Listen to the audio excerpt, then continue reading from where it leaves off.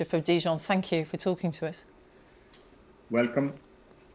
Let's speak to Brian Katz, who is an acoustics research director at the French National Centre for Scientific Research and worked on the Notre-Dame acoustic restoration.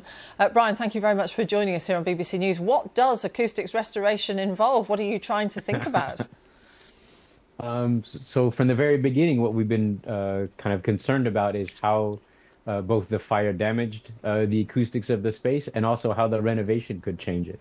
Early on in the renovation, it wasn't sure how they were going to do it. So, I mean, there was talk of replacing things with glass vaults or flat ceilings and things like that. So the idea was to kind of talk about what those changes in structure and materials could do. And of course, how Notre-Dame looked has changed over the centuries. We're used to these big spaces being quite bare, but that's not always how they would have been, is it?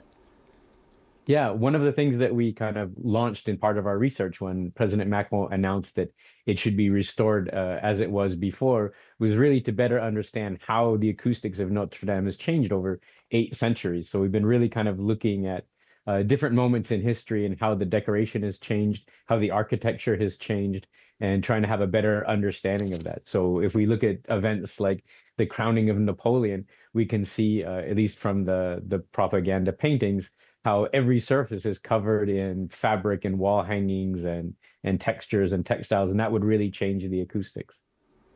Tell us about the use of balloons. So when we do an acoustic measurement, the idea is to kind of characterize how sound travels from wherever the source is to wherever the listener is.